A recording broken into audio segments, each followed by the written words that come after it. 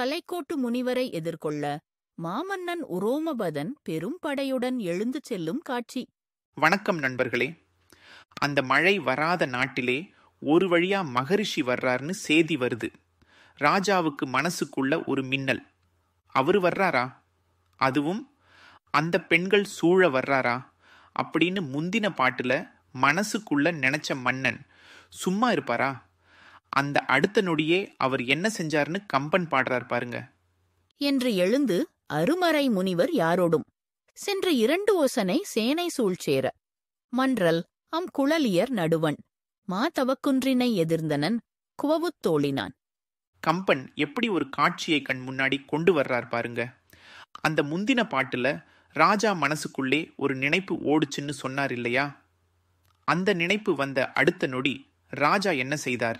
என்று எழுந்து அருமறை முனிவர் யாரோடும் அப்படின்னு அந்த முந்தின பாட்டுல சொன்ன விஷயத்த, அதாவது முனிவர் வர்றாரேன்னு மனசுக்குள்ள நினைச்ச அந்த கணமே எழுந்து தன்னோட சிம்மாசனத்தை விட்டு அரண்மனையை விட்டே எழுந்து புறப்பட்டு யாரோட புறப்படுறார்?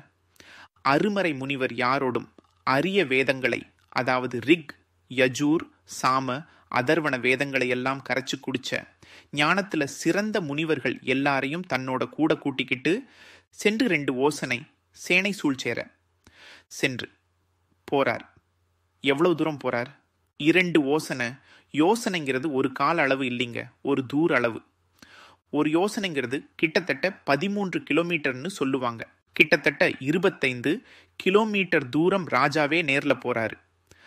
தன்னோட நாட்டுக்கு வர்ற ஒரு தவச்செல்வரை வரவேற்க. அடடா, இது அந்த முனிவருக்கு அவர் கொடுக்கிற மரியாதை. சும்மா தனியா போறாரா? இல்ல, சேனை சூழ்ச்சேர தன்னோட யானைப்படை, குதிரைப்படை, தேர்ப்படை, காலாட்படைன்னு 4 வகை படைகளும் அவரை சுத்தி வர. ராஜா ஒருத்தரை எதிர்கொண்டு போறாருன்னா சும்மாவா? அவரோட அரச மரியாதையோட படைகளும் கூட போகுது. மன்றல் அம் குழலியர் நடுவன். மன்றல்னா மனம், வாசனை. அம்னா அழகு. குழலியர்னா கூந்தலை உடைய பெண்கள், அதாவது நல்ல வாசனை வீசற அழகான கூந்தலையுடைய அந்த பெண்கள். முந்தின பாட்டுல ராஜா யாரை பத்தி யோசிச்சாரோ அதே பெண்கள். அவங்களுக்கு நடுவுல மாதவக்குன்றினை எதிர்ந்தனன் குவவுத் தோழினான்.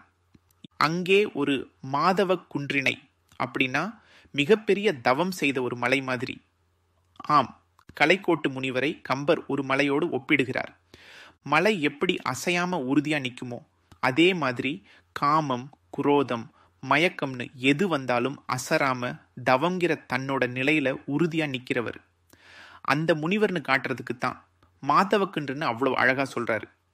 அந்த மாதவக்குன்றை எதிர்ந்தனன் நேருக்கு நேரா சந்தித்தான், எதிர்கொண்டான். யார் எதிர்கொண்டது? குவவுத் தோழினான்.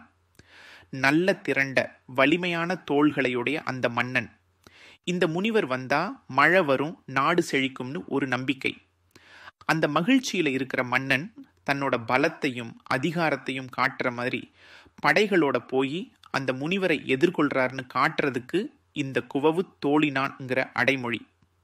தன் நாட்டை பிழைக்க வைக்க, தன் குடிமக்களின் துயரத்தை போக்க ஒரு மன்னன் எந்த அளவுக்கு பணிவுடன் இறங்கி வந்து அவ்வளவு தூரம் சென்று ஒரு முனிவரை வரவேற்கிறான் பாருங்க.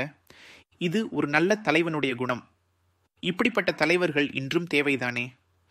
அடுத்த பாடலில் இந்த மன்னன் அந்த முனிவரை பார்த்ததுமே என்ன செய்தான், அந்த பெண்களை என்ன சொல்லி பாராட்டினான் என்பதை பார்ப்போம்.